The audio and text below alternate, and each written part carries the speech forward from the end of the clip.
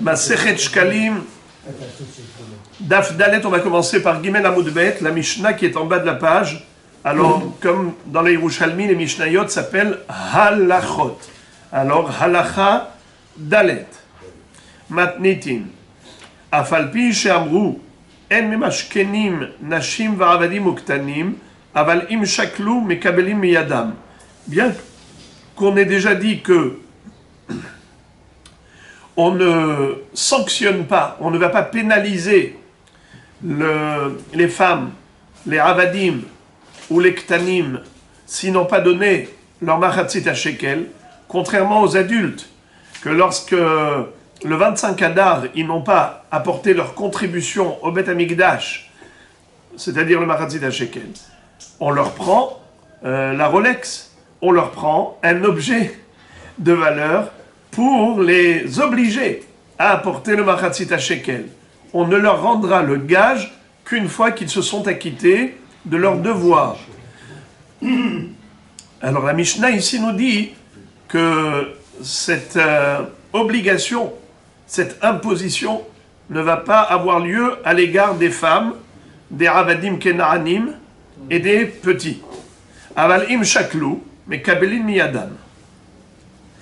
Mais s'ils ont donné d'eux-mêmes, ils sont venus, ils ont apporté le machatzit à shekel sans l'exiger, sans leur prendre un mashkon, un gage pour leur imposer, shaklu, eux-mêmes ils ont apporté le machatzit à shekel, mais kabelin miyadam, on accepte.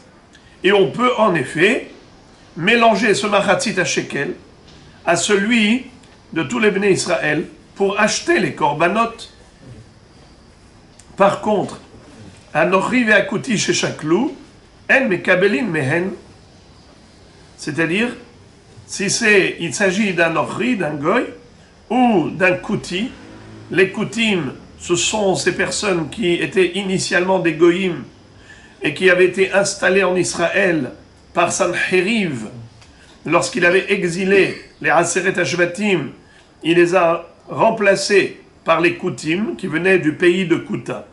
Lorsqu'ils faisaient Avodah Zara, en Eretz Israël, à un moment donné, Akadosh Baruch Hu leur envoyait des lions, et ces lions qui les ont dévorés et qu'ils ont attaqués, ils ont compris, les Koutim, que c'était en effet une sanction de la part d'Akadosh Baruch Hu pour l'idolâtrie qu'ils avaient commise en Israël.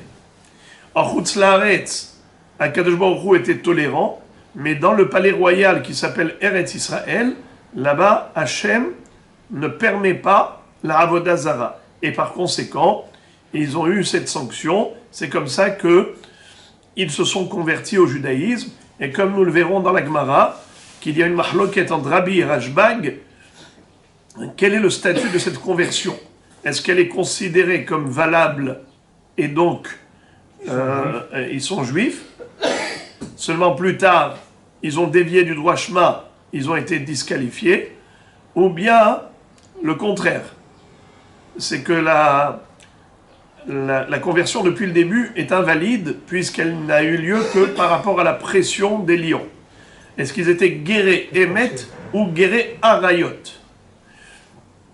Alors les Nochrim et les Koutim, chez Shaklu, En Mekabelin Mehen ou bien Miyadam, il y a deux versions. D'ailleurs, entre parenthèses, les Koutim, on a attrapé une colombe, une statue en forme de colombe sur le Har Gerizim qu'ils servaient en cachette. Et c'est comme ça qu'on les a finalement exclus. Donc d'une manière ou d'une autre, il y a deux façons de comment concevoir leur conversion. Soit on dit qu'au départ, ils étaient sincères, mais après, chasse la nature, elle revient au galop. Donc ce sont comme des vrais guérim, mais qui, après un jour, ont dévié du droit chemin. Donc ce sont comme des juifs, Rechaim. Ou bien on va dire non, que c'est une preuve que depuis le départ, ils n'ont jamais vraiment adhéré. Et on ne faisait pas de distinguo. Il n'y avait pas du tout de Koutim qui, eux, étaient vraiment sincères. Ça n'existait pas. Non, c'était une conversion de masse. Hanochi ve'akuti, chez Shaklu, en mekabelim mehem. Donc, s'il donne le machatzit à shekel, que ce soit le nochri ou que ce soit le kouti, on n'accepte pas ce machatzit à shekel. Ve'en mekabelin miyadam kine zavin, ve'kine zavot, ve'kine yoldot, ve'hataot, ve'ashamot. Également, tous ces korbanot-là, si jamais les nochrim ou les koutim veulent offrir ces korbanot, on refuse. De quoi s'agit-il? Des kinim. Kinim, c'est un nid d'oiseau.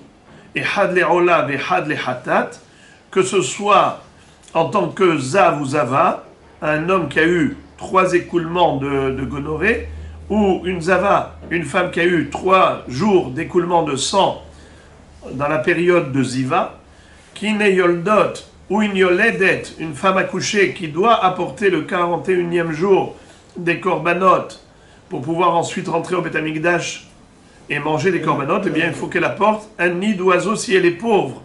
Si elle est riche, il y a d'autres korbanot pour des riches. Mais si elle est pauvre, on lui dit, elle peut apporter ne serait-ce que même un nid d'oiseau, et had le'olam et had le'chatat. Eh bien ça, ce n'est pas possible de la part d'une ochria ou d'une koutite. Ve'hataot, ou un sacrifice expiatoire. Ve'ashamot, aussi des sacrifices expiatoires de tout genre. On a 6 sortes de hacham. Hacham me'ilot, hacham gezelot, hacham shivha harufa, hacham nazir, hacham metzora, hacham taloui. Les hachamot ne peuvent pas être offerts par des nochrim ou des koutim. Zehaklal, voici la règle générale pour savoir qu'est-ce que oui on accepte de la part des koutim ou des nochrim. Kol shenidar venidav mekabelin miyadam. Kol she'eno nidar venidav en mekabelin miyadam. S'il s'agit d'un korban qui est facultatif et qui peut être offert comme neder ou comme nedava, alors ça on accepte de leur part. Mais si ce n'est pas un korban neder ou nedava, on ne peut pas accepter de leur part. Qu'est-ce que c'est que neder ou nedava? D'abord, on parle de korban ola ou korban shelamim, un holocauste qui est entièrement consumé, ou bien shelamim, un sacrifice de paix, shalom au pluriel, shalom la gavoa, shalom la kohanim, shalom la be'alim. C'est pour ça que ça s'appelle shelamim, shalom au pluriel pour dire que tout le monde en a pour sa part. Il y a une partie qui va sur le misbeach, la graisse avec quelques membres, les klayot, yoteret akaved, tandis que le Kohen reçoit une part qui s'appelle hazé vachok, la poitrine et la patte, la cuisse, l'épaule droite, et le Israël mange le reste de la viande. Ça, ce sont des korbanot qu'on peut apporter en tant que nedava. Mais c'est quoi neder? Neder, c'est quand la personne dit hare alay rola ou hare alay shelamim. Je prends sur moi l'engagement d'apporter un korban rola ou shlamim. Ça s'appelle neder. Mais quand il dit nedava, ça veut dire que directement, il a désigné une bête. Lorsque d'emblée la personne a désigné une bête en disant harezu rola, harezu shelamim, ça s'appelle nedava. Quelle est la différence entre neder et nedava? Si jamais cette bête a été égarée ou volée, est-ce que le bonhomme doit apporter un autre korban à la place? Si c'était un neder, oui, parce qu'il a dit Hare alay rola. Je m'engage personnellement à apporter korban rola ou shlamim. Mais si c'était une nedava, eno hayav be'harayutan, puisqu'il a dit cette bête elle est korban. Si cette bête a disparu, qu'est-ce qu'il peut faire? Il n'est pas hayav. Donc nedarim ou nedavot, oui, en effet, c'est quelque chose que l'on peut accepter de la part des koutim et des nochrim. On l'apprend d'un pasouk, il y a écrit ish, ish, lorsqu'on parle des nedarim ou nedavot, ish, ish, ish les rabot, afilu nochrim, va afilu koutim, puisque les koutim c'est des nochrim. Ok. וכן מפורש על ידי עזרא, שנאמר, לא לכם ולנו לבנות בית לאלוקינו. Et en effet, lorsque les goïms étaient venus pour offrir au Bédek Habayit, sont venus pour offrir au Bédek Habayit de l'argent, ou bien ils sont venus carrément mettre la main à la pâte de la construction, eh bien on n'a pas accepté. C'est-à-dire que on n'a pas accepté leur aide. Regardez, il y a le taklin hadetin en bas qui dit Bechol she'eno nidar la misbeach, tout ce qui n'est pas offert sur le misbeach en tant que neder et nedava, les bedek habayit en afargav de nidar venidar les bedek habayit en mekabli miyadav. Parce que on ne comprend pas vraiment le sens de la Mishnah. La Mishnah te dit on n'accepte pas de leur part ce qui n'est pas neder ou nedava. Donc on a exclu tous les korbanot là, toute la liste. Kinezavim, kinezavot, kineyoldot, hataot, hashamot. On a dit ils ne peuvent sacrifier que neder et nedava. Nachon. Mais après ça, qu'est-ce que tu as dit? De quel pasouk tu l'as déduit? Tu l'as déduit du pasouk. Lolachem velanu livnot bait lelokenu. Et quel rapport? Ici, c'est une nedava. De quoi on parle? On parle de Ezra Sofer au moment où il a construit le Beth Amikdash. Il a eu une proposition de la part des goïms voisins qui lui ont proposé d'apporter leur contribution et leur aide à la construction du temple. Il a refusé. Il a dit, ce devoir de construire nous incombe à nous, Am Israël. Et on ne va pas le construire en association. Lolachem velanu livnot bait lelokenu. Quel rapport ce pasouk avec le sujet? C'est pas de ça qu'on parlait. On parlait des korbanot misbeach. Alors lesquels sont acceptés, lesquels sont refusés? Les korbanot facultatifs sont acceptés. Les obligatoires sont refusés. Alors quel rapport avec le pasouk que tu m'apportes avec Ezra Sofer qui parle de la construction du temple où on les a exclus? Je te dis, voilà le sens. C'est que en général, au niveau du misbeach, tout ce qui est korbanot, là on établit un distinguo entre obligatoire et facultatif. Nidar ve nidav, c'est facultatif, on accepte. Korbanot obligatoire, comme hataot, hashamot, kinezavin, vezavot, veyoldot, refusé. C'est-à-dire, alors maintenant c'est quoi ce pasouk? Ce pasouk c'est pour te dire que même nedarim ou nedavot qu'on accepte, c'est uniquement la misbeya. Mais si c'est les bedek habayit, c'est-à-dire pour la construction elle-même, pour les murs du Beth Amikdash, pour les renforcer ou bien pour les construire, non, on n'accepte pas. Et c'est ça ce pasouk. Comme ça, il explique le taklin chadetin. Rol she'eno nidar la misbeach afal gav de nidar venidav le bedek habayit en mekablim miyadav.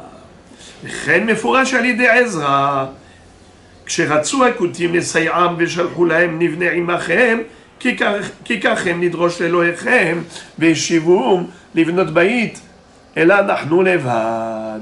C'est ça ce qu'il leur a dit Ezra. Non, construire la maison d'Hachem, c'est uniquement à nous qu'incombe ce devoir, et donc on ne le fera pas en association. Très bien. Je vais quand même...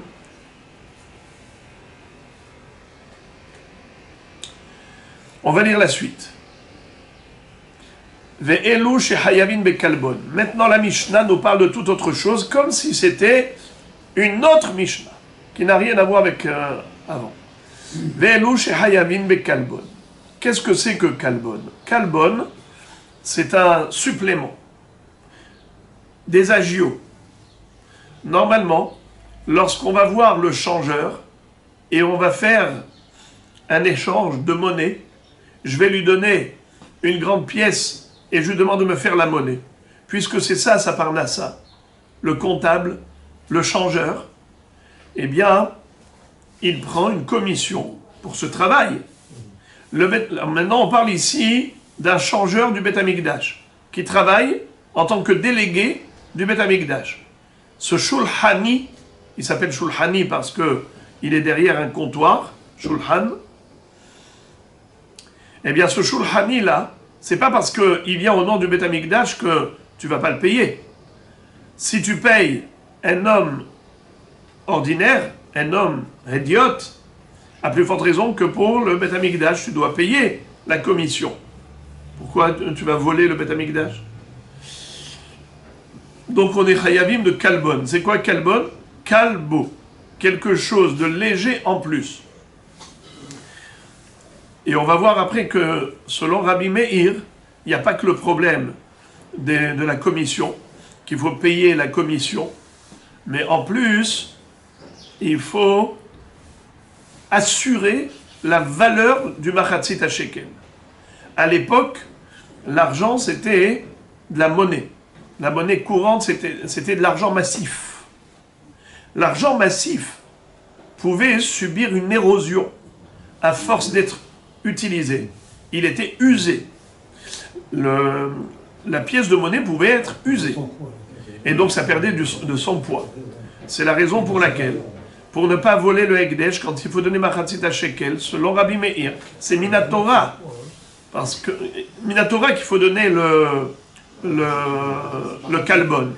Et il dit que quand Akadosh Baruch Hu a montré à Moshe Rabbeinu le machatzit shekel, il lui a montré un machatzit shekel en feu. Il lui a montré Zeitenu kol ha'over al hapekudim machatzit shekel shekel al kodesh 20 gera hashakel. Il lui a dit Zeitenu. Quand on dit Zé, c'est le désignable absolu.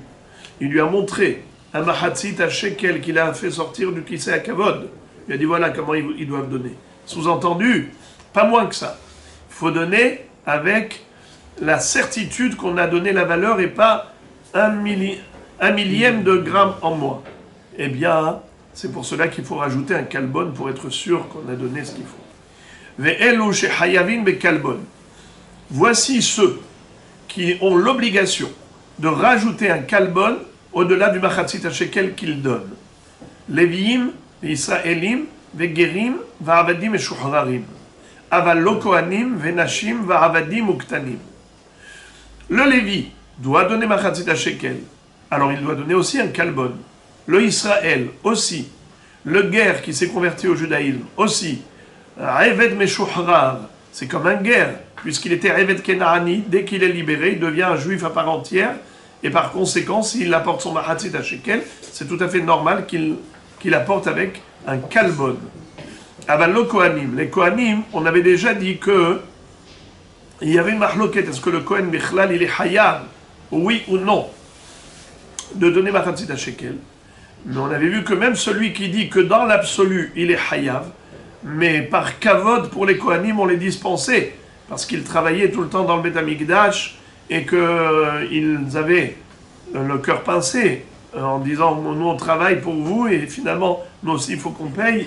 Alors par kavod pour eux on les avait dispensés. Eux ils faisaient une dracha, les kohanim ils faisaient une dracha. Mais on avait vu que Rabbi Huda disait que cette dracha, c'était que l'Ichvodam, que c'était que pour leur intérêt qu'ils ont fait cette dracha, mais en réalité, ils sont chayavim. Donc, d'une manière ou d'une autre, concrètement, ils n'apportaient pas le machatzit shekel. Et même s'ils voulaient l'apporter, s'il y avait un Kohen qui l'apportait de manière facultative, ils n'apportaient pas le kalbon. D'ailleurs, c'est pareil pour Venashim va'avadim uktanim. Les femmes, les enfants, les avadim kenaanim, puisqu'ils n'ont pas d'obligation, bien qu'on accepte leur machatzit shekel, c'est accepté, mais on ne va pas en plus leur exiger un kalbon. Déjà, ils te rendent un service, ils te donnent un machatzit shekel, tu ne vas pas lui demander un kalbon alors qu'il n'est pas hayab. Et pareil, à shokel aliyad kohen, aliyad aisha, aliyad eved, aliyad katan, patour. Celui qui veut offrir un machatzit shekel au profit d'une femme, ou d'un kohen, ou d'un eved, ou d'un katan, tous ces gens qui sont dispensés, si quelqu'un a voulu leur offrir et payer à leur place, il peut, mais il n'est pas chayav de donner le kalbon, puisqu'il n'était pas chayav bichlal de machatzit shekel.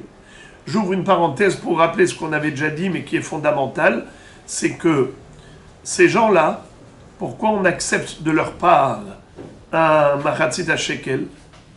Pourtant, normalement, quelqu'un qui n'est pas chayav, s'il donne cet argent-là, c'est comme de l'argent étranger. C'est comme si on achetait le korban avec l'argent d'un individu. Et on ne peut pas acheter un korban avec l'argent d'un individu. La réponse, c'est que ça se fait par deux étapes. D'abord, eux, ils donnent au tzibour cet argent. et après le tzibour, il donne au Beth Amikdash cet argent. Ça veut dire que on ne dit pas que le korban est acheté avec l'argent de ces gens. Non, il est acheté avec l'argent du tzibour, parce que eux, ils ont offert au tzibour. Je rappelle donc que ce machatzit shekel dont on parle ici, c'est le machatzit shekel annuel que chaque juif devait reverser au trésor du Beth Amikdash pour l'acquisition des korbanot pour l'année nouvelle à partir du mois de Nissan. On ne parle pas du machatzit shekel qu'il fallait donner pour le dénombrement, pour le recensement, comme ça a eu lieu dans le désert. Kitissa et Drosh Béné Israël. Là-bas, on parle dans Parashat Kitissa du machatzit shekel qu'ils ont donné pour le recensement. Nous, on est en train de parler du machatzit shekel qu'il fallait donner annuellement, chaque mois de Hadar, pour l'acquisition des korbanot à partir de Rosh Chodesh Nissan. Zot olat chodesh bechodsho, chodshe hashana. Après la Gemara, la Mishnah continue, il nous dit Ve'im shakal al yado ve'aliyat havero hayav bekalbon ehad. Ve'im ve'Rabbi Meir omer shne kalbonot. Quel est le din si quelqu'un veut donner mahatzit shekel? Il veut donner pas seulement pour lui, il veut donner aussi pour son voisin. Mais c'est pas qu'il offre à son voisin, il lui prête. Seulement, il est comme un shaliach. Alors quelqu'un qui est shaliach pour donner mahatzit shekel, pour lui et pour son voisin, combien de kalbon doit-il donner? Marloket. D'après Tanakama, Hachamim disent un seul kalbon. Rabbi Meir dit 2 kalbonot. Im shakal al yado ve'aliyat havero hayav bekalbon ehad. Rabbi Meir omer shne kalbonot. C'est-à-dire, on verra plus tard dans la Gemara que la raison de Rabbi Meir, pourquoi est-ce qu'il doit donner 2 kalbonot, parce que lui, Rabbi Meir, pense que c'est Minatora qu'il faut donner le kalbon. Pourquoi Minatora, il faut rajouter un supplément au machatzit shekel? Pour avoir la certitude que la pièce, elle vaut ce qu'elle vaut. C'est-à-dire qu'on n'a pas donné une pièce défectueuse qui vaut moins que ce qu'elle est censée représenter. Machatzit shekel, c'est vraiment machatzit shekel et pas 1 milligramme de moins en argent massif, puisque les pièces étaient en argent massif. Alors si tu donnes pour 2, alors tu dois donner 2. Tu donnes pour 2 personnes, eh bien tu dois donner 2 kalbonotes, même si c'est en une seule pièce. Mais d'après Chachamim, qui disent que le kalbon, c'est par rapport à la commission, aux frais de change, aux frais de service du changeur, alors en effet, il faut donner un kalbon à titre de frais. Ces agios là. Alors maintenant, si vous deux vous donnez dans la même pièce, tu as donné pour toi et pour ton voisin, parce que tu as prêté l'argent à ton voisin, un seul kalbon suffit. Je répète. Ve'im shakal al yado ve'aliyat havero. Le mot ici aliyad, dans cette Mishnah, j'ai oublié de le dire au début, que le mot ici aliyad, c'est quoi aliyad? Comment vous traduisez? C'est quel mot, comment en français vous donnerez comme traduction le mot aliyad? Ici aliyad, ça veut dire? Bravo. Pour. Ici aliyad, c'est pas par le billet de, comme d'habitude. Aliyad, ça veut dire par le billet de. Ici, non. Aliyad, ça veut dire en faveur de. Pour quelqu'un. Comme ici. Ashokel aliyad Kohen, aliyad Aisha, aliyad Eved, aliyad Katan Patour. Ve'im shakel aliyado, ve'aliyad havero, chaya bekalbon echad. Et Rabbi Meir omer shne kalbonot. Donc le mot ici aliyad, ça veut dire pour. Encore. Ashokel aliyad ani, ve'aliyad shecheno, ve'aliyad ben iro, patour. Ve'im hilvan, hayav. Quelqu'un qui donne un mahatzit shekel, pour qui, gratuitement, il offre pour un ami, ou bien pour un voisin, mais cette fois-ci, c'est pas qu'il prête au voisin, c'est qu'il donne à son voisin, ou à quelqu'un de ses connaissances de la ville, Aliad ben Hiro. Patour, il est patour du kalbon. Pourquoi? Parce qu'il a offert gratuitement à l'autre, alors dans ce cas-là, on ne le fait pas payer un kalbon. Ve'im ilvan hayav. Par contre, Si c'était pas en tant que cadeau gratuit qu'il aura offert le Mahatzit Shekel, mais c'est en tant que halva'a, ça veut dire que lui il est censé récupérer le Mahatzit Shekel qu'il a donné à son voisin, qu'il a donné pour son voisin, alors il doit donner un kalbon. Ça veut dire que un homme, un individu, qui vient et qui donne au shulhani, il donne au changeur, du Bet Amikdash toujours, n'est-ce pas? Je répète encore une fois, on parle ici du Gizbar. C'est pas le Gizbar l'intendant qui gère tout. On parle d'un Gizbar qui a été nommé que pour le change. C'est un Shulhani qui travaille pour le Bet Amikdash. Alors, quand on lui donne, on a dit que si on lui donnait un kalbon, pardon, on lui donnait un Mahatzit Shekel, il faut donner un kalbon avec. Si je donne pour moi et pour mon voisin, et je donne gratuitement pour mon voisin, ou bien Bichlal, je viens et je donne gratuitement pour un Ani, Mahatzit Shekel pour un Ani. Je donne Mahatzit Shekel pour quelqu'un. Par je donne rien. Je donne aucun kalbon. Pourquoi? Déjà, je fais un cadeau. Mais si je leur ai prêté, alors là, on doit donner le kalbon. C'est quoi la différence? C'est la même chose les deux. À partir du moment où je donne un kalbon, je donne un Mahatzit Shekel, que ce soit en cadeau ou en remboursement de dette, à partir du moment où il y a quand même un kalbon. Parce qu'il n'est pas suivi, alors, ça n'a rien à voir, ça. Alors, c'est pas une question de suivi, c'est la valeur, il faut que ce soit la valeur. Que ce soit un prêt ou que ce soit. C'est une bonne question d'après Rabbi Meir, bravo. D'après Rabbi Meir qui disait que c'est pour assurer la valeur, votre question est bonne. Mais d'après Hachamim qui disent que c'est juste des frais de change, c'est pas pour assurer la valeur. Alors dans ce cas-là, lui, il donne gratuitement le Mahatzit Shekel à la place du Hani ou à la place d'un voisin ou Ben Ivo, alors on ne va pas lui réclamer de payer en plus des frais de change.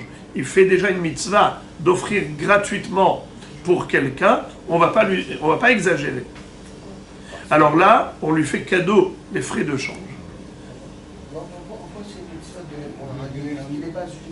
C'est vrai, mais maintenant, pour le faire participer ce Hani, il pleure, il est là en train de voir tout le monde qui a de l'argent et de pouvoir participer à la mitzvah, et lui n'a pas, alors il pleure. Quelqu'un lui dit ne t'inquiète pas, mon fils, arrête de pleurer, moi je payerai pour toi. Eh bien, il ne paye pas de kalbon. Non, tu vas payer mais sans kalbon. Oui. Dans quelques secondes, nous allons voir quelle est la valeur du kalbon. Je vois que vous êtes curieux de savoir quelle est la valeur du kalbon. Mais, encore un peu de patience, on va voir une dernière halakha. Une halakha qui est un peu complexe. Et je vous propose de vous concentrer 45 secondes. Ha'ahin ha'shutafin shehayavin bekalbon peturin mima'aser behema. Ou shehayavin bema'aser behema peturin mina kalbon. De quoi s'agit-il? La Mishnah ici est en train de faire une comparaison entre deux mitzvot qui n'ont rien à voir. La mitzvah du Mahatzit Shekel et la mitzvah du Maaser Behema. Maaser Behema, c'est un korban que l'on doit apporter lorsqu'on a un troupeau et que Akadosh Baruch Hu nous réclame la dîme. On doit faire passer tout le troupeau au travers d'un petit portique de l'enclos. Et quand il passe quand elles passent une à une ces bêtes, on va prendre son pinceau, le tremper dans de la peinture rouge, et on va entacher la laine, le dos de la bête pour dire Asiri Kodesh. Donc on fait passer une à une les bêtes, 1, 2, 3, 4, 5, 6, 7, 8, 9, 10e, Asiri Kodesh. Kol asher ya'avor tahat hashavet, Asiri yeh Kodesh. Alors maintenant, le Maaser Behema, c'est toutes ces bêtes-là qui ont été désignées comme 10e, qu'on doit sacrifier au Bet Amikdash. Quel rapport avec le Mahatzit Shekel maintenant? On est en train de nous dire Ha'ahim, Ha'shutafim, Shehayavin, Bekalbon, Peturin mima'aser behema. Ou Shehayavin, Bema'aser behema, Peturin mina kalbon. Quel rapport? Alors voilà, on a une règle. C'est que un père qui a donné le mahatzit à shekel pour ses enfants, il n'est pas tour de donner le kalbon pour eux. Le père qui donne pour tous ses enfants, il n'a pas besoin de donner le kalbon pour eux. Un monsieur qui a un troupeau de bêtes, il doit donner le maaser behema de son troupeau. Voilà deux halachot qui sont pour moi l'introduction à la halacha qu'on va étudier juste après. Je répète, un père qui donne machatzit shekel pour lui-même, il doit donner le kalbon.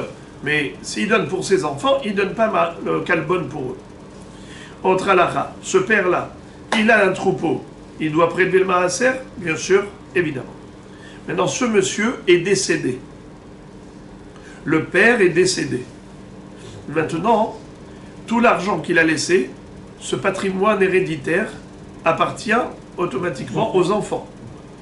Maintenant, les enfants, est-ce qu'ils sont considérés comme plusieurs individus détachés les uns des autres, ou bien ils sont considérés comme un seul homme, d'un seul cœur, héritier du père, comme si le père était là. Kam tahat aviv. Alors, la différence, elle est entre avant et après le partage.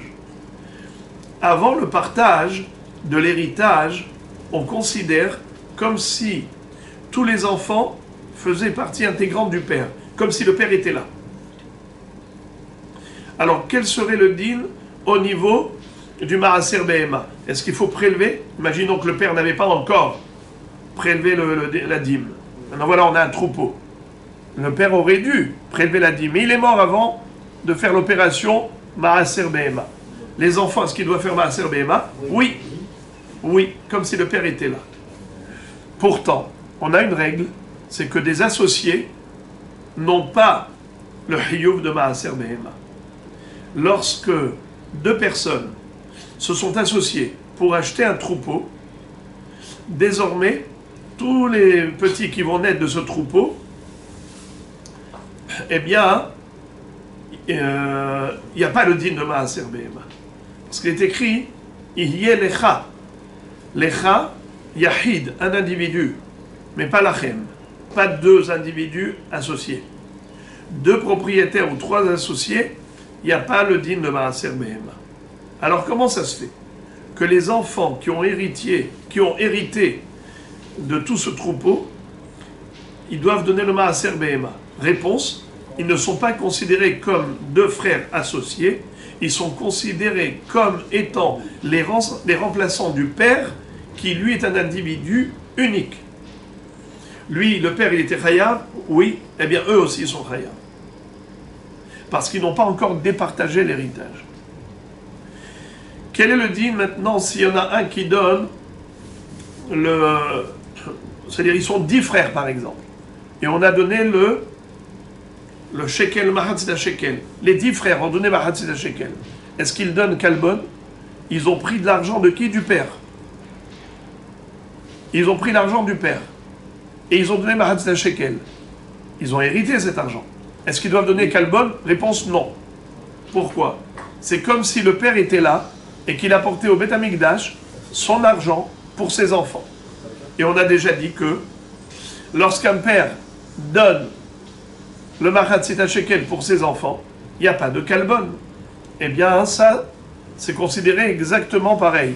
Le père qui est décédé, et son héritage est là, et les enfants n'ont pas encore partagé l'héritage, c'est comme si le père était encore là. Et les enfants ne sont que le représentant du père, comme si le père était encore vivant. Quel est le din au niveau du maaser behema? Le père aurait été chayav, eux aussi, même s'ils sont 10, il faut qu'ils donnent le maaser behema. Quel est le din s'il donne mahatzit shekel avec l'argent du père? Faut-il donner kalbon? Réponse, non. Le père, s'il était là, il donnait pour ses enfants. Est-ce qu'il faut donner kalbon? Non. Eh bien, eux aussi, non. Maintenant, écoutez les amis. Écoutez maintenant les amis. Imaginons qu'ils se sont partagés l'héritage. Chacun a pris sa part. Et ensuite, ils ont décidé de s'associer à nouveau. Alors maintenant, sont devenus, comme on appelle, ha'ahim, ha'shutafim. Ha'ahim, ha'shutafim. Des frères qui se sont partagés l'héritage Et ensuite, ils ont fait shoot-foot. Maintenant, c'est des shoot-à-film classiques. Comme s'ils n'avaient aucun lien familial. Quel est le din de deux associés? Est-ce qu'ils ont le chiyuv de Maaser Behema? Maaser Behema. Patour, bravo. Patour de Maaser Behema. Est-ce que un qui donne pour l'autre le chayab de Kalbon, oui ou non? Oui. Non. Je prête, je te prête, je donne pour l'autre. Ça veut dire que chacun il apporte son Kalbon. Chacun apporte son Machatzit à Shekel. Chacun apporte son Machatzit à Shekel de cet argent de l'héritage. Est-ce qu'ils doivent donner le Kalbon, oui ou non?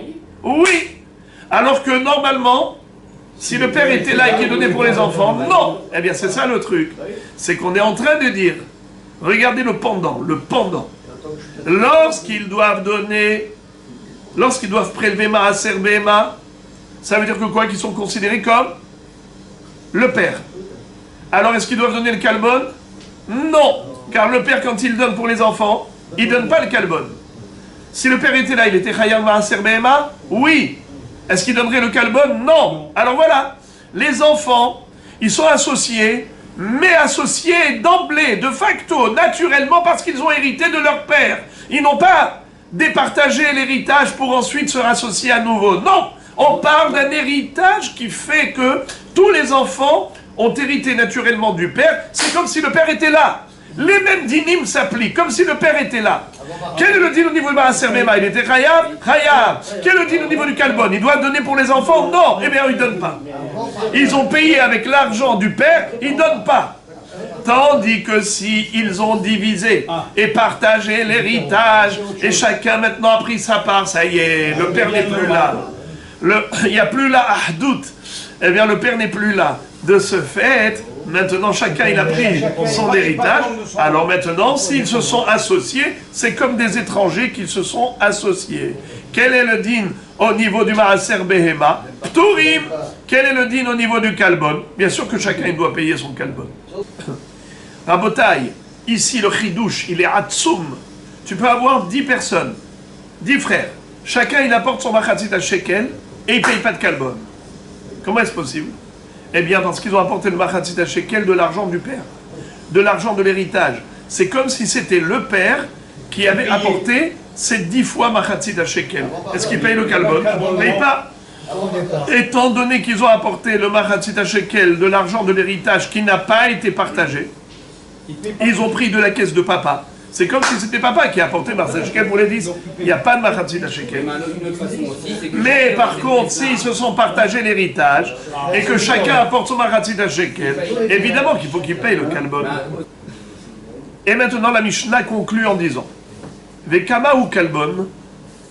Ok. Maintenant, tu m'as parlé du Kalbon. Je veux bien savoir quelle est sa valeur. Mahloket. Mea kesef. Divrei Rabbi Meir. Hachamim omrim hatzi mea. Alors maintenant, je voudrais juste vous rappeler que il y a des appellations au niveau du shekel. Dans la Torah, on appelle cette pièce d'argent, on l'appelle shekel. Mahatzit à shekel, c'est la moitié de cette valeur. Esrim gera ha shekel. Dans le lachon des hachamim, dans les mishnayot, on appelle ça sela. Sela. Et au niveau de la valeur, un shekel de Torah équivaut à un sela de la Mishnah. Mais plus tard, lorsque les Bnei Israël sont arrivés en Eretz Israël, alors on a appelé le shekel la moitié de la valeur du shekel de Torah. C'est ce qu'on appelle shekel shel hol, c'est mahatzit à shekel shel Torah.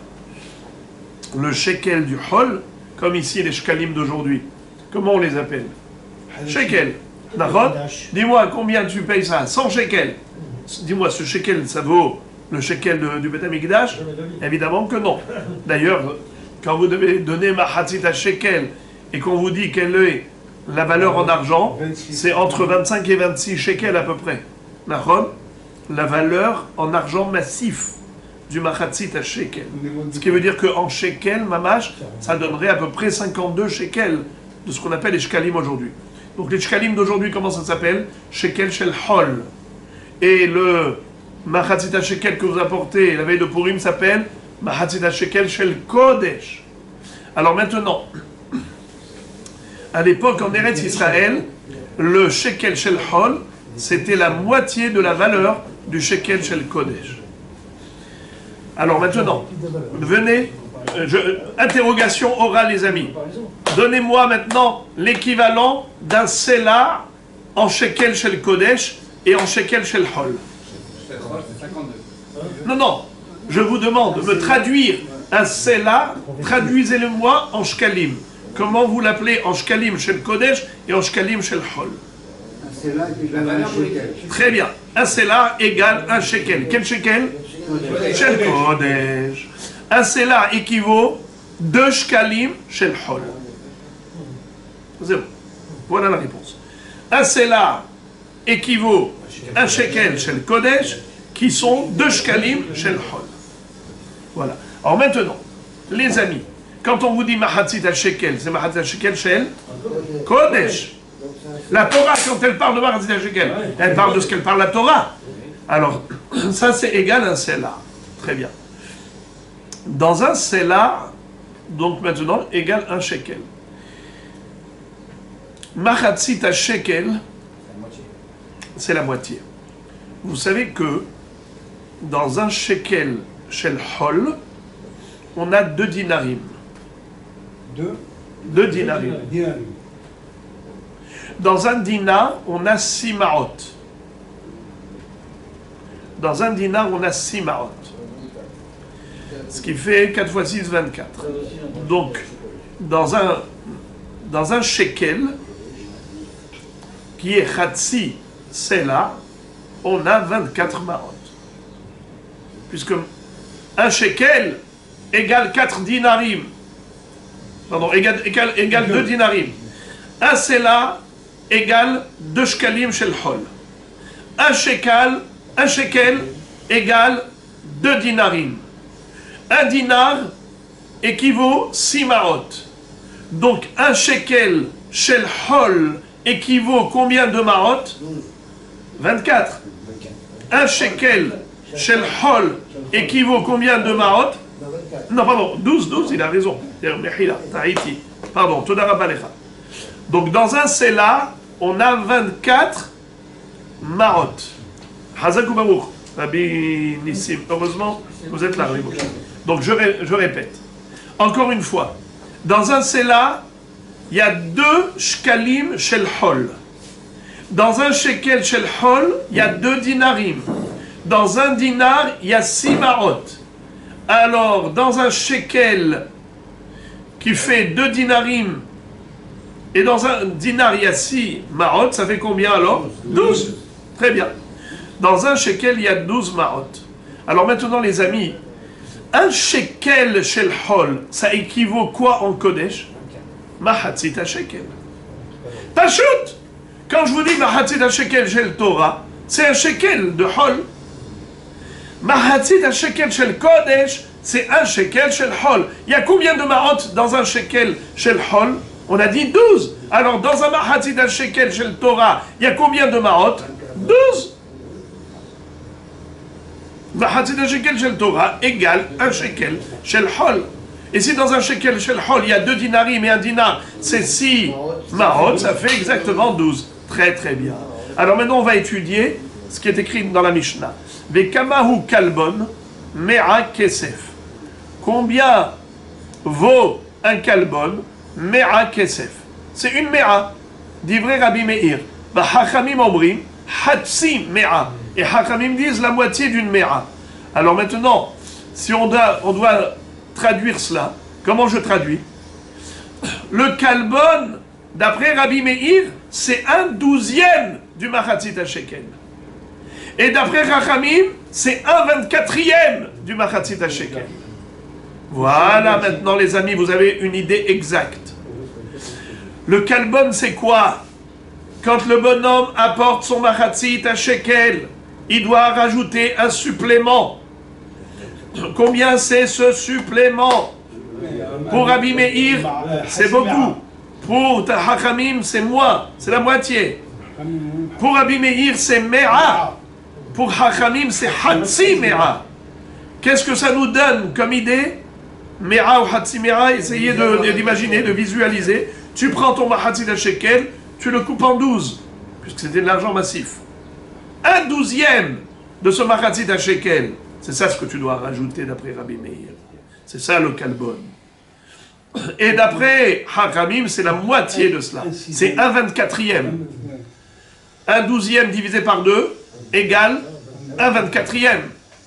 Voilà ce que tu donneras en plus d'après Hachamim. Ça y est, maintenant vous savez c'est quoi le Kalbon. Gemara. Afal pi she'amru halitboa en tov'in. Qu'est-ce qu'on a appris? On a appris que si les Ktanim ont apporté, regardez s'il vous plaît le début de la Mishnah, parce qu'on a appris tellement d'autres sujets qu'on a oublié la première phrase de la Mishnah. Pour comprendre la Gemara, il faut relire la première phrase. Afal pi she'amru en memashkenim nashim va'avadim uktanim aval im shaklu mekabelin miyadam. C'est-à-dire que on a dit que on ne va pas prendre un gage pour imposer aux petits de payer. Mais s'il a donné Mahatzit al-Shekel, on accepte. Qu'est-ce qu'on avait appris dans la Mishnah précédente? Je vous lis. Et mim mashkenim leviim ve'israelim ve'gerim va'avadim shohrarim aval lo nashim va'avadim uktanim. Afal pi shamru en mim mashkenim nashim va'avadim uktanim aval im shaklu mekabelim miyadam. Qu'est-ce que ça veut dire? Ici on nous dit que si ils ont donné, alors on accepte. Im shaklu mekabelim miyadam. Mais dans la première Mishnah, qu'est-ce qu'on a dit? En memashkenim. Qui on est memashken? Que les adultes classiques, normaux. Mais pas les ktanim, n'est-ce pas? Et après ici, qu'est-ce qu'on a dit? Les ktanim, on ne prend pas d'eux un mashkon, mais s'ils ont donné, on accepte. Rabotaï, je vous pose une question. Est-ce qu'on est tovea otam, oui ou non? Hein? Est-ce qu'on peut leur réclamer au ktanim? Comment vous déduisez que non? On a dit on ne prend pas de mashkon, on ne prend pas la Rolex comme gage pour imposer le paiement. On a dit que dans les deux Mishnayot, dans la Mishnah précédente et dans la Mishnah suivante, dans les deux Mishnayot, on a dit qu'on ne prend pas de mashkon des ktanim. Il n'y a pas de gage pour leur imposer le paiement. On l'a dit dans la Mishnah précédente, on l'a répété dans la Mishnah suivante. Alors qu'est-ce qu'on a rajouté dans la Mishnah suivante, les amis? Qu'est-ce qu'on a rajouté? Je ne sais pas si vous avez remarqué, il y a une phrase qui change. Aval im shaklu mekabelin miyadam. Dans la Mishnah précédente, il n'y a pas écrit que s'ils ont donné d'eux-mêmes, on accepte. Dans la Mishnah suivante, on a appris que s'ils ont donné d'eux-mêmes, on accepte. Pourquoi il n'y a pas écrit cette phrase là-haut? Là-haut, il y a écrit juste on ne prend pas un mashkon. Deux questions. Pourquoi la Mishnah se répète dans deux Mishnah, une après l'autre? Deuxième question, pourquoi, lors de la répétition, elle nous a dit Avalim shaklu mekablim miyadam? Pourquoi tu n'as pas dit ça là-haut? Vous entendez? Pourquoi répétition, pléonasme?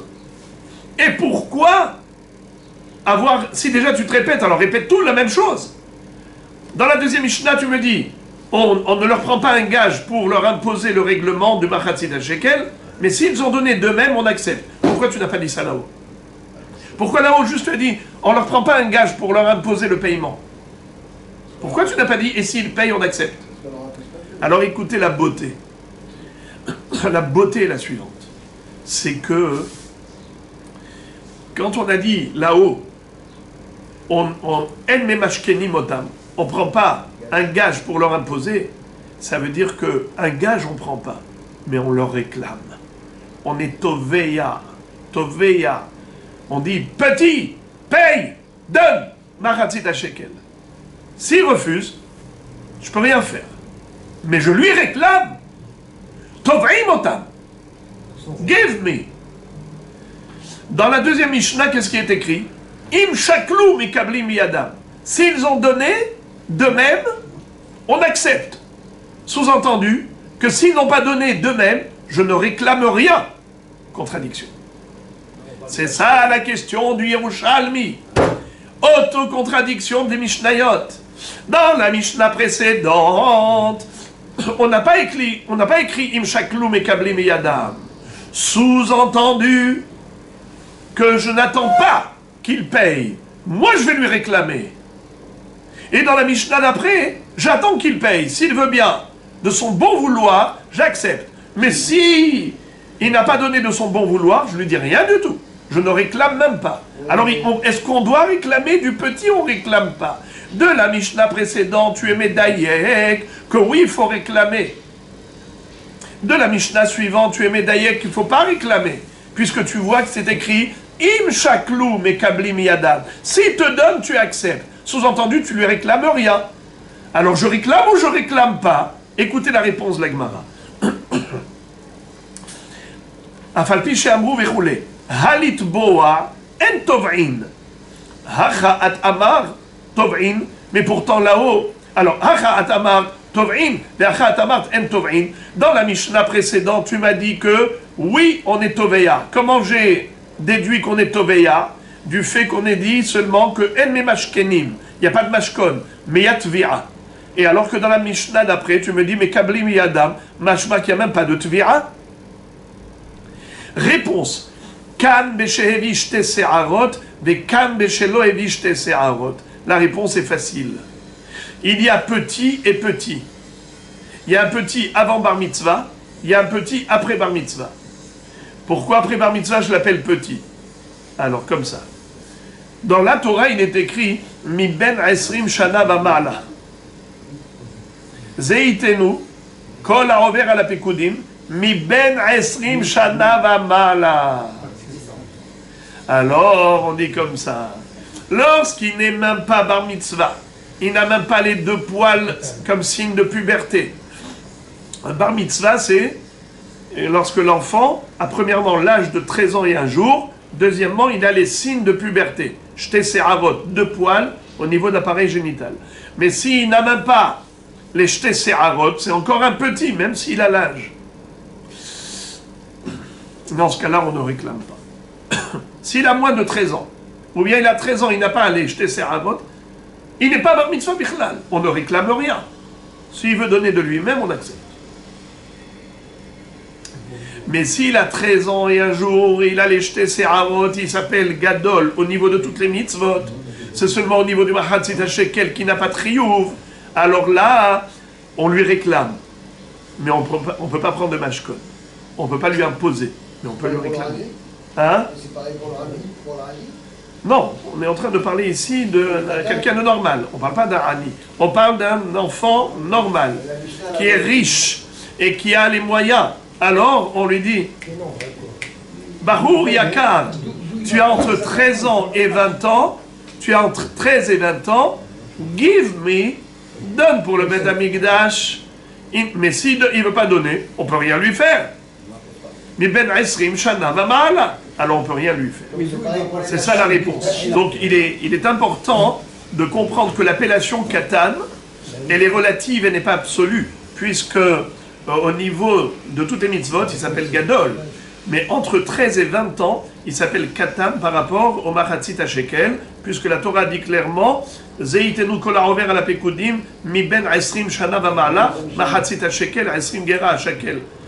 Mahatzit HaShekel beShekel HaKodesh esrim gera HaShekel. Donc la Torah te dit que moins de 20 ans, il s'appelle Katan pour la mitzvah de Mahatzit HaShekel. Donc il y a Katan et Katan. Katan absolu, c'est moins de bar mitzvah. Katan par rapport au Mahatzit HaShekel, c'est moins de 20 ans. Donc entre 13 et 20 ans, on peut leur réclamer pour les inviter à participer à la mitzvah, bien qu'il n'ait pas de chiyuv, mais s'ils donnent mekablim miyadam, pardon, pas seulement mekablim miyadam, on leur réclame carrément, mais on ne peut pas leur imposer, puisqu'il n'y a pas de chiyuv, la Torah elle-même a dit mi ben asrim shana v'ma'ala. Mais on leur demande, venez, les amis, venez participer à la mitzvah. Vous trouvez bien de l'argent pour des jeux, pour des amusements, et vous ne trouvez pas d'argent pour la mitzvah? Venez contribuer à la mitzvah. C'est une invitation, c'est pas une imposition. Tandis que moins de 13 ans et un jour, ou bien il a 13 ans et un jour mais il n'a pas les jetés serarot, c'est un vrai katan. Un vrai katan, non seulement qu'on ne leur prend pas un mashkon, on ne leur réclame même pas d'apporter leur contribution. Mais s'ils ont donné de même, im shaklou, mekabelin miyad. Alors vous souhaitez savoir pourquoi est-ce que la Torah nous dit mi ben esrim shana v'ma'ala au niveau du machatzit shekel. C'est une belle question, on pourrait dire de manière philosophique, que étant donné que Bedin Shel Mata, oui c'est vrai qu'il sanctionne à partir de l'âge de 13 ans et un jour, l'enfant est considéré responsable, mais Bedin Shel Ma'ala, dans le tribunal céleste, on ne considère que l'homme est responsable qu'à partir de l'âge de 20 ans. Et c'est pour cela d'ailleurs qu'à partir de 20 ans, il faut qu'il soit absolument marié, parce que en vivant Betahara avec pureté, il ne faudra pas, comme dit la Gemara dans Kiddushin, que si un homme est arrivé à l'âge de 20 ans, il ne s'est pas marié, alors il y a comme une malédiction, Tipah Atzmota.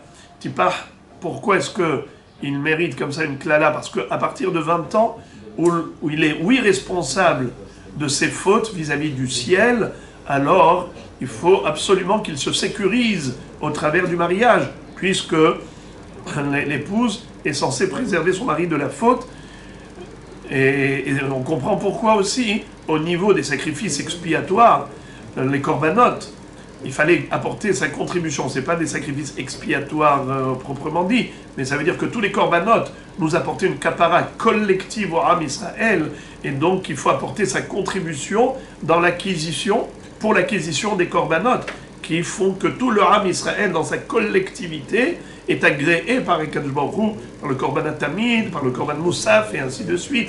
Donc on peut comprendre pourquoi est-ce que la Torah est exigée qu'à partir de 20 ans, cette contribution du Machatzit à Shekel pour l'acquisition des Korbanot. Et elle n'a pas exigé cela avant 20 ans. Est-ce qu'on pourrait dire ça de manière philosophique? On continue. Anochri ve'akuti. Amar Rabbi Ba. Tipater keman de Amar. Kuti kenochri. Deit palgud. Kuti kenochri divrei Rabbi. Rabban Shimon Gamliel Omer Kuti ke Israël echol davar. Il y avait un rave qui s'appelait Rabbi Ba. Mais normalement c'est Rabbi Abba, puisque dans les Yerushalmi, on abrège. Le Aleph a sauté. Rabbi Abba, qu'est-ce qu'il disait? Tipater, il faut expliquer cette Mishnah, la nôtre, qui dit que le Nochri et le Kuti, même s'ils donnent le Mahatzit Shekel, on n'accepte pas, c'est parce que Keman de Amar, Kuti ke Nochri. Ce Tana pense que le Kuti a le même statut que le Nochri. Donc en effet, comme on va le voir tout de suite, qu'il y a une marloquette, quel est le statut de Kuti? Est-ce qu'il a un statut comme le Nochri ou pas? D'après Rabbi, en effet, Kuti ke Nochri, Amar Rabbi El-Hazar. Alors on dit ici l'Azar, pas El-Hazar, mais il faut ajouter le Aleph. Matnita benochrim, ha bekutim la. Qu'est-ce que ça veut dire? Il faut comprendre que Bémet la Mishnah, elle va même d'après Rabban Shimon Gamliel, qui dit que les Koutim, ils n'ont pas un statut de Nochrim, ils ont un statut de Israël et Kol Davar, et donc on doit accepter de leur part un Machatzit Shekel.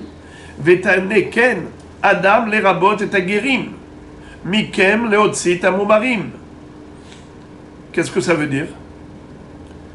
En effet, on a un din que le renégat, un Moumar, c'est un juif rachat, c'est vrai que de sa part, on n'accepte pas des corbanotes. Pourquoi? Parce que c'était un juif de naissance et il avait la possibilité de connaître Hachem. Et c'est un renégat, un moumar. Alors on a appris dans Sefer Vaïkra, dans Torah de Kohanim, que Mikem lehotzit amoumar. Adam les rabot et aguerim, Mikem les Otsit Amumarim. Comment s'écrit à propos des corbanotes?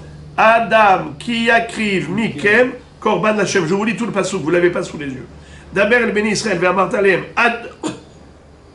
Adam qui yakriv Mikem Korban Hashem minalem aminabakar uminatson takrivut Korban Chen. Adam qui yakriv Mikem. Adam, C'est qui Adam? Il n'y a pas écrit Bnei Israël.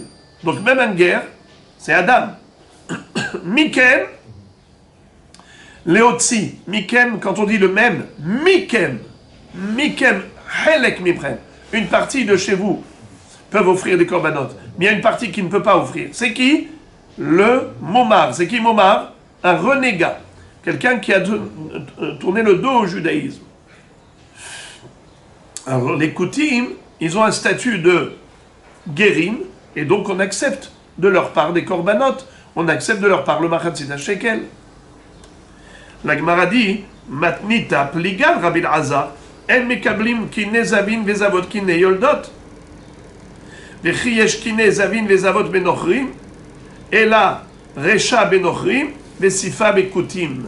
Amar Rabbi Elazar, matnitin benochrim, ha bekutim la. Qu'est-ce que ça veut dire? La Mishnah qui nous a dit qu'on ne peut pas accepter le machatzit shekel, ça parle de nochri. Mais des koutim, on peut accepter. Vetane ken, Adam les rabot et agerim, mikem le otzit amumarim. C'est-à-dire qu'en effet, il y a un passage qui dit Adam qui a écrit mikem korban Hashem, mina behema, mina bakar, mina tzon. Adam, c'est les rabot et agerim, que même les guérim peuvent offrir des korbanot. Mikem, une partie de vous peuvent sacrifier des corbanotes, mais pas tout le monde. Qui on a voulu exclure? Les Otsit Amoumarim. C'est qui Moumarim? Des renégats, des gens qui ont tourné le dos au judaïsme. On refuse de leur part des corbanotes. Nahon. Donc en effet, ce qui veut dire que on accepte des koutim, et les koutim c'est des guérim. On accepte de leur part des corbanotes. Point à la ligne. Alors pourquoi tu vas refuser le machatzit shekel? Machatzit shekel, à quoi cela servait? À acheter des corbanotes. Eh bien, les guérim, les koutim, c'est des guérim. Ma baya. La Gemara dit, matnitin pligé al Rabbi Elazar. Mais de la Mishnah elle-même, on peut démontrer que ce que dit Rabbi Elazar, c'est faux. Car lui, il veut dire que les koutim, on les accepte pour le machatzit shekel. Ma pitom. Pourtant, il est écrit, en mekabelin miyadam, kine zavin vezavot kine yoldot. On n'accepte pas de leur part des nids d'oiseaux lorsque le zav ou la zava ou la yoledet apporte un nid d'oiseau. Et hadle olam et hadle hadat. De qui on parle ici? De nochrim ou de koutim? C'est sûr qu'on parle de koutim. Mais chiyesh kine zavim vezavot benochrim. Est-ce qu'on peut parler de nochrim ici? C'est impossible, puisqu'il n'y a pas de din de tum'a et de tahara chez les goïm. Alors c'est sûr que le zav et zava et yoledet, on n'accepte pas de leur part un korban, un ken. De qui on parle? Forcément des koutim, parce que ce sont des rechaim. Mais ce sont des juifs, rechaim. D'accord? Et si, donc on ne peut pas parler des goïm en disant que l'homme est kabli même machatzit shekel. Alors la Gemara répond, et d'ailleurs la Gemara enfonce la question en disant Recha benochri vesifa bekutim.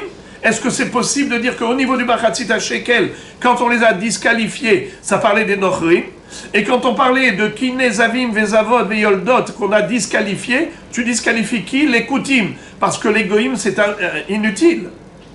De toute façon, il n'a rien à voir avec la Touma et la Tahara. Donc c'était inutile de dire que En mekabli mehem kine zavim kine zavot veyoldot.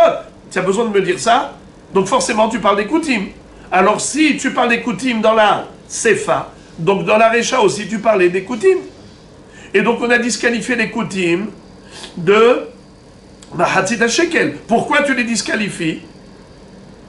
A priori, c'est comme disait Rabbi Ba, qui avait dit que cette Mishnah, elle va d'après le Mandé Amar qui dit que le kouti a le même statut que Nochri, comme quoi sa conversion n'était pas valable.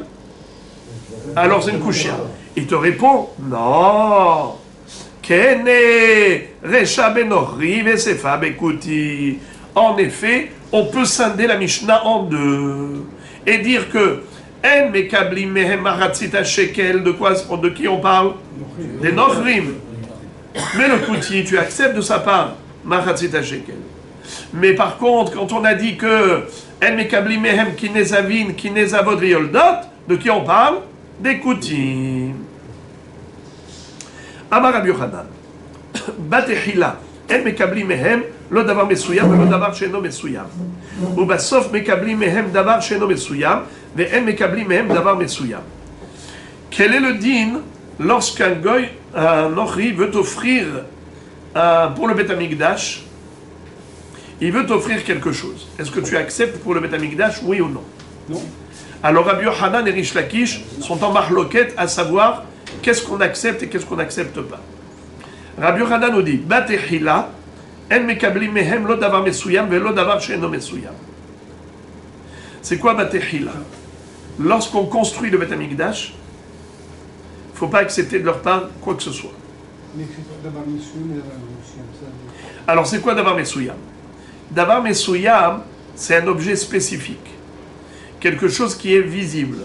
Quelque chose qui, tout le temps, restera là comme objet qui portera le nom de son ex-propriétaire qui l'a offert. Et on dira, c'est ce monsieur qui l'a offert. Ça s'appelle davar mesuyam. Davar mesuyam, c'est un objet désignable. Un lustre, par exemple. Hein? Un lustre. Un lustre, par exemple. Ah, ce lustre qu'il a offert, eh bien, c'est monsieur Antel. Davar she'eno mesuyam, c'est quelque chose qui disparaît avec le temps. Alors, davar she'eno mesuyam. Alors, on va commencer. Batehila, au début, lorsqu'on construit le Beth Amikdash, n'accepte de leur part quoi que ce soit. Amar Rabbi Yochanan, Batehila, au moment de la construction du Beth Amikdash, en mekabelim mehem, on n'accepte pas de leur part, lo davar mesuyam, lo davar she'eno mesuyam. Aucun objet, ni spécifique, ni un objet qui est anonyme.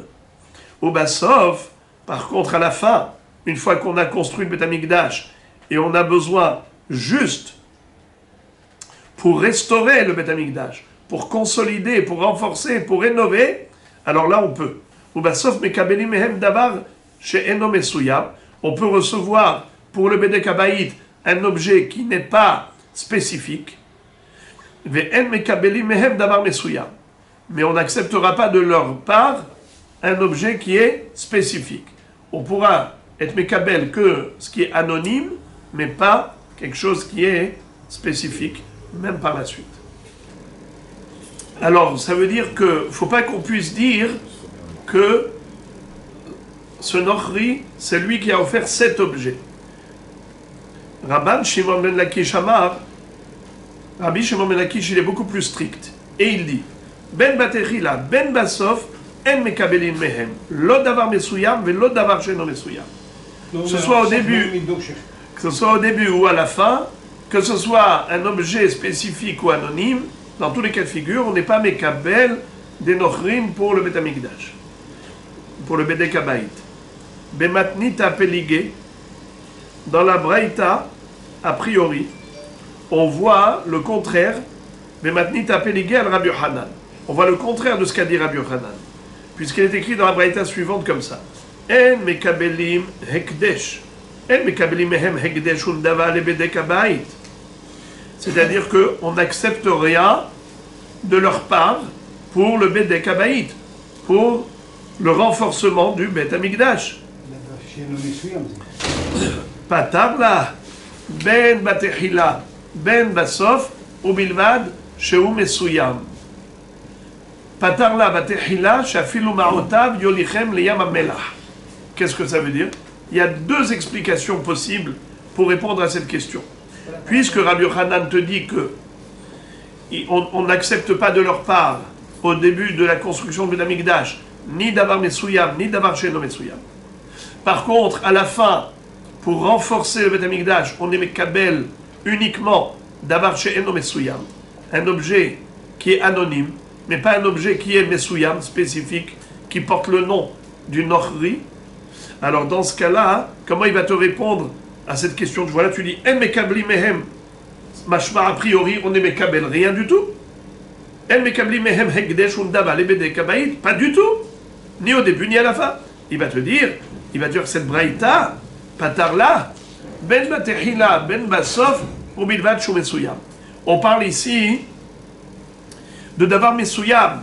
C'était un objet qui était spécifique, qui porte le nom de celui qui l'a apporté. C'est pour cela que c'est assourd. Et en effet, la braïta te dit, en mekabli mehem, lo batechila, lo basof, parce que c'est mesuyam. Première explication. Deuxième explication, patarla batechila, Shafilu ma'otav yolichem leyam hamelach. La Braïta, peut-être qu'elle parle au moment de la construction du Beth Amikdash. Ça s'appelle Batehila. À ce moment-là, même de l'argent, que c'est un objet anonyme, parce qu'avec l'argent, tu achètes des matériaux et tu ne vois plus l'objet offert par cette personne. C'est-à-dire ça ne va pas porter son nom. Malgré tout, qu'est-ce qu'on avait dit? Qu'on n'accepte pas de leur part une contribution quand il s'agit du début de la construction du Beth Amikdash. Batehila. Et maintenant, ils t'ont donné, qu'est-ce que tu fais avec? Yolichem leyam hamelach. Tu jettes dans la mer morte. Ce qui veut dire que c'est irrécupérable. Comme pour dire, non. Il y aurait de la touma dedans, pourquoi c'est aussi... On va voir. Matnitin, peligé al Rabbi Shimon ben Lakish, detane hakol shavin, shehen nodrin veniddarin. Alors, maintenant, le Yerushalmi pose une question sur Rish Lakish. A priori, on a une Mishnah dans Masechet Arachin qui n'est pas d'accord avec Rish Lakish. Matnitin, peligé al Rabbi Shimon ben Lakish, detane, comme il est écrit dans une Mishnah là-bas, hakol shavin, shehen nodrin veniddarin. Bien qu'il y ait une mahloket là-bas, dans la Mishnah, mais tout le monde est d'accord pour dire que Nodrin veniddarin, les goïm, les nochrim, peuvent apporter un neder ou nedava. Alors, question, comment Rish Lakish, tu as dit, Shelom et Kablim Mehem, on n'accepte pas de leur part quoi que ce soit. Patarla, Ola. Il va te répondre qu'on parle d'un korban. Et si c'est un korban holocauste, on accepte. La Gemara dit ni hadodrin rola, ni darin rola. Je comprends le verbe actif. C'est quoi le noder? Noder, c'est être le sujet du neder. Nodrin, les nochrim peuvent faire un neder de korban rola. J'ai compris. Mais comment tu peux comprendre le verbe nidarin si c'est par rapport au korban rola? Nidar, c'est l'objet. Il y a le sujet, il y a l'objet. Anochrim, nodrim, venidarim. Alors qu'il soit noder, je peux comprendre qu'il a le droit d'être noder rola, j'accepte. Mais comment tu peux comprendre qu'il est nidar? Réponse, kshe amar, nochri, hare alay rola, veshama Israël ve'amar, ma she amar ze alay. Qu'est-ce que ça veut dire? On peut expliquer que le mot nidar, ça veut dire se calquer, copier-coller. Il y avait un Nochri qui a dit Hare alay ola. Et lorsque le Nochri a dit Hare alay ola, il y a Israël qui a écouté. Shama Israël, il a dit Mache amarze alay. Moi également, je m'engage à apporter la même chose. Donc lui, qu'est-ce qu'il a dit? Hare alay ola. Moi aussi.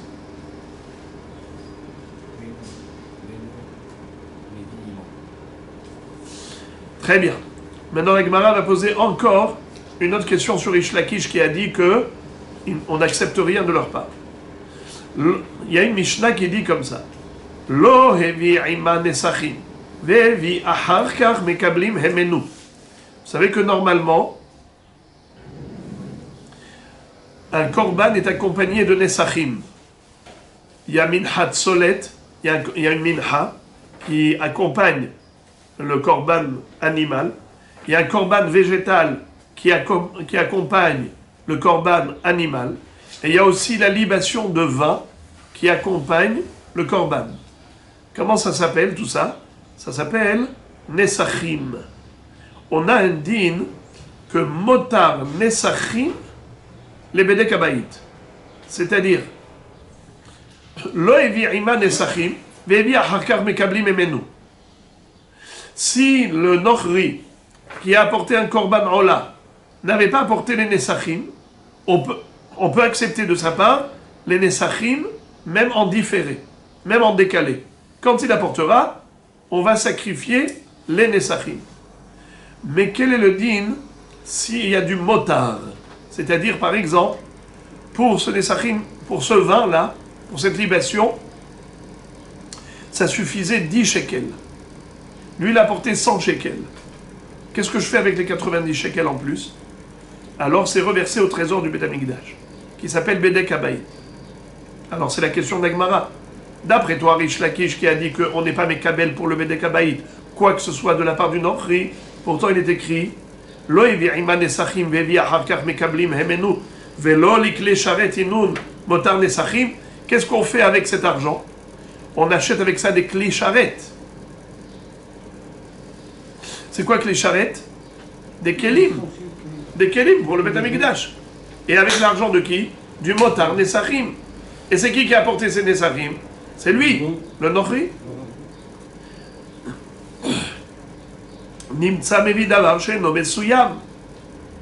Il a apporté cet argent qui était davar she'eno mesuyam. La Gemara répond Hetiv Rabbi Yossi bar Rabbi Bun. Vehatanina ne'erachin ve'orchin lo lebedek habayit inun.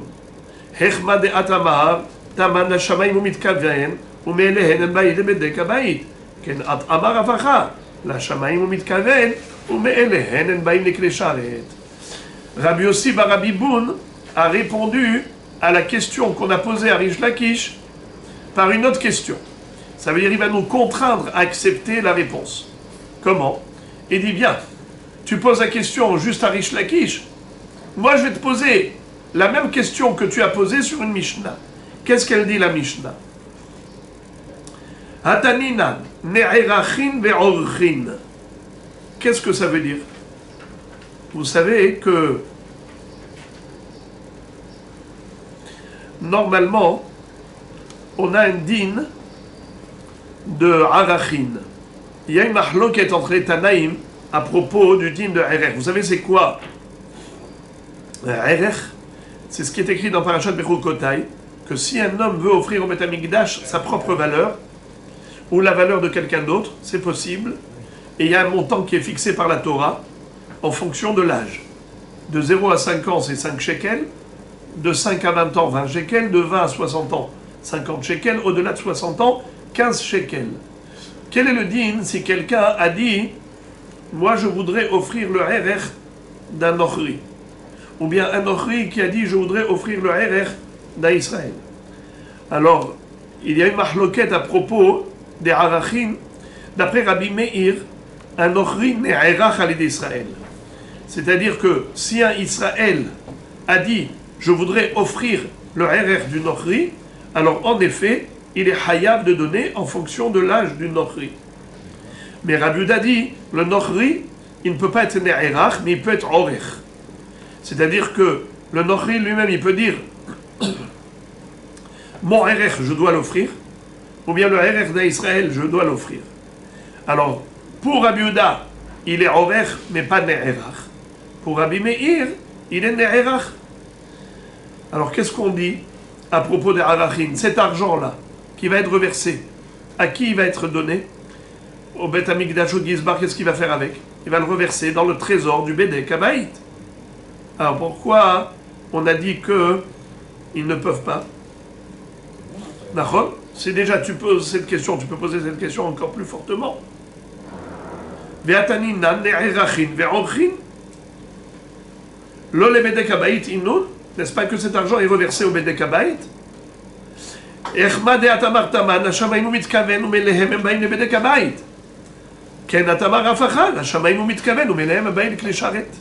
C'est-à-dire, en réalité, quand le Nochri veut offrir un Erech, sa kavana, elle n'est pas pour le Bedek Habayit.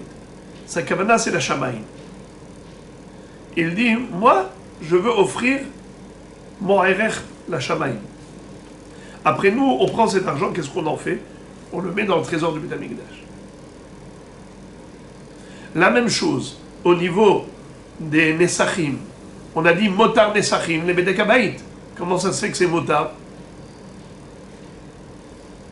Réponse, leur kavana, c'est les Shem Shamaim, c'est-à-dire pas en tant que Bedek Habayit. Nous, ensuite, on prend cet argent et on le transforme en Bedek Habayit. Voilà pourquoi c'était permis. Mais s'ils viennent directement pour nous donner pour le Bedek Habayit, Rish Lakish te dit Asur. Lo mekabli mehen, lo batechila, velo basof, lo davar mesuyam, velo davar she'en lo mesuyam. Rabban Shimon ben Lakish patarle, lo lachem velanu livnot bait lelokeinu.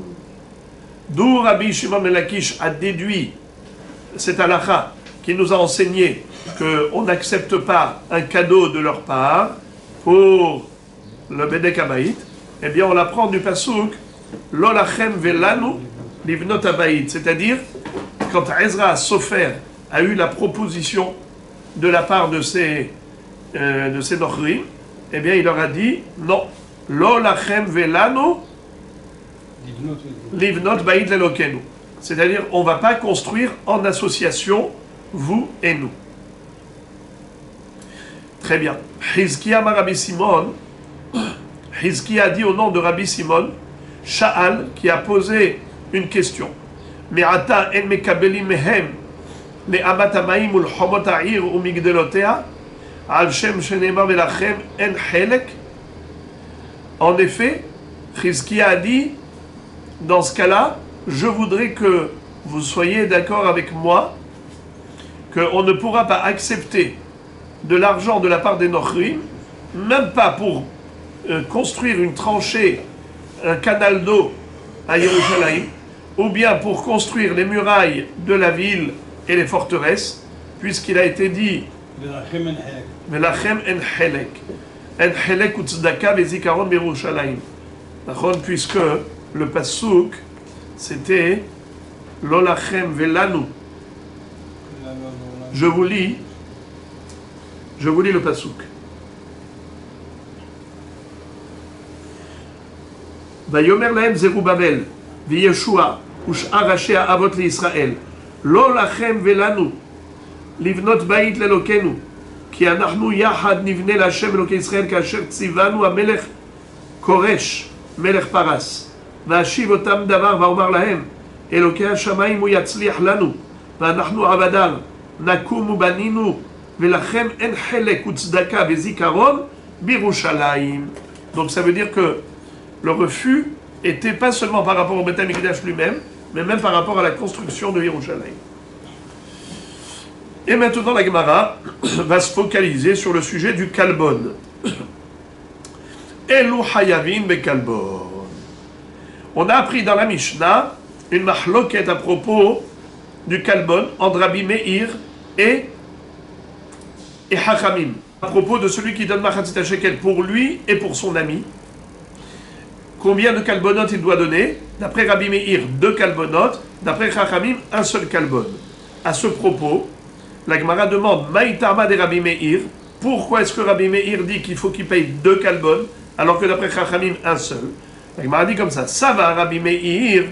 À Shokel Shiklo Shalem, Sheu Hayav Shne Kalbonot, est-ce que Rabbi Meir penserait qu'en effet, celui qui donne un Mahatzit Shekel qui est entier, c'est-à-dire quelqu'un qui donne un Shekel pour le Mahatzit Shekel, donc qu'est-ce qu'il y a? Il va donner un Mahatzit Shekel, il va recevoir en retour la monnaie Mahatzit Shekel. Alors Rabbi Meir penserait que celui qui donne un shekel entier, il doit payer 2 kalbonotes. D'Amar Rabbi Meir, réponse, D'Amar Rabbi Meir, Keshem Sheshiklo Torah, Kar Kolbanot Torah, Kalbonot Torah. Parce que Rabbi Meir, il pense que le Machatzit shekel doit être accompagné d'un kalbon minatora. Des Tané Rabbi Meir, comme Rabbi Meir nous a enseigné dans la Braïta, Kemin matbeya shel esh, otzi hakadosh baruch hu, mitachat kiseh kevodo, ve'ir'ahu le Moshe. Hakadosh baruch hu, il a montré à Moshe Rabbeinu une pièce en feu qui correspondait au Machatzit shekel, qu'il a fait sortir dessous le trône divin et qu'il a montré et indiqué à Moshe Rabbeinu en disant voici ce qu'il faut donner. Ve'amarlo zeitenu kazeitenu. C'est-à-dire que de la même façon que le matbea Machatzit shekel en feu ne peut pas subir de variation, il n'y a pas d'usure, ainsi le machatzit à shekel que vous donnerez ne doit pas être usé, ne doit pas être réduit et diminué. Il faut qu'il soit parfait. Donc c'est pour cela que le kalbon nous certifie la valeur. S'il n'est pas usé, il est nickel sur jamais. Oui, mais on ne peut pas faire, on ne peut jamais être sûr. Peut-être que même déjà au début, ils n'ont pas fait Bediouk. Nathan, Sela Litol Shekel. On a appris dans la Mishnah, Nathan, Sela Litol Shekel, Hayav Shne Kalbonot. Quelqu'un qui a donné un Sela pour recevoir un shekel, c'est-à-dire, on a dit que dans un Sela, il y a combien de machatzit à shekel de hol? Un Sela égale un shekel de Kodesh. 2 shekels de hol. Ça veut dire qu'un shekel de hol équivaut à machatzit à shekel chez le Torah. Donc maintenant, quelqu'un qui a donné un Sela au Shulchani, il lui a dit, rends-moi un shekel de hol, qui est un machatzit à shekel de Kodesh. Tu me rends la monnaie. Nathan Sela litol shekel, hayav shne kalbonot. Il a besoin de donner 2 kalbon.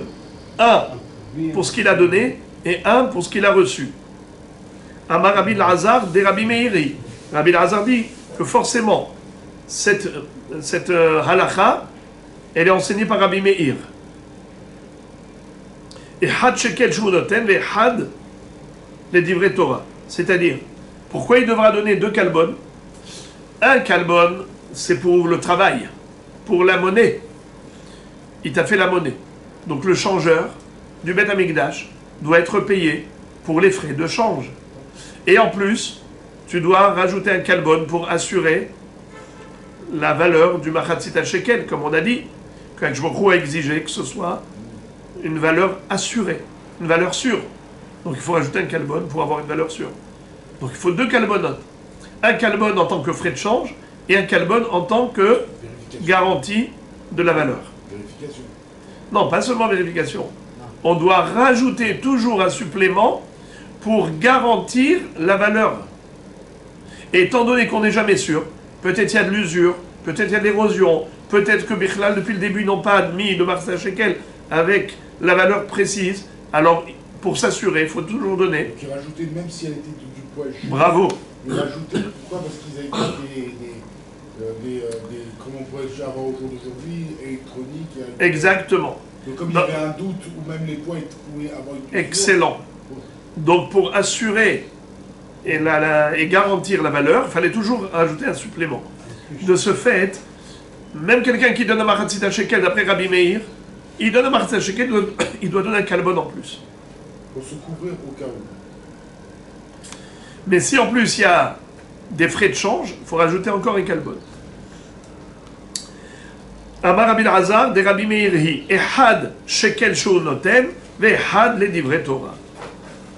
Ve'Rav Amar divrei hakol hi. Rav va dire que d'après tout le monde, il faut donner 2 kalbon. Ehad shekel shu noten ve'ehad shekel shu noten. Ça c'est difficile de comprendre, difficile à comprendre. La Gemara dit que d'après Rav, les frais de change, ils sont doubles. Un, premièrement, pour la monnaie, et un pour la monnaie qui t'a rendue. C'est-à-dire, toi tu donnes un cellar. Avec un cellar, on t'a fait 2 pièces. Donc déjà, c'est un travail. Et après, quand il te rend la monnaie, c'est encore un travail. Alors tu donnes 2 kalbonotes. 2 commissions. Commission pour avoir fait la monnaie, commission pour avoir reçu la monnaie. Ça veut dire que le... Si on peut trouver une place comme ça, C'est comme ça, ça se passe comme ça. Ça veut dire que lorsque vous donnez un CELA, vous payez 2 agios. Premièrement, parce qu'il t'a divisé le CELA en 2. C'est déjà un service. Deuxième service, il a fait ce geste de te rendre la monnaie. Chaque geste doit être payé. Il n'y a rien de gratuit. de toutes les Déjà, tu as apporté un Sela, lui dit, dis-moi, tu as l'appoint? Non, je n'ai pas l'appoint.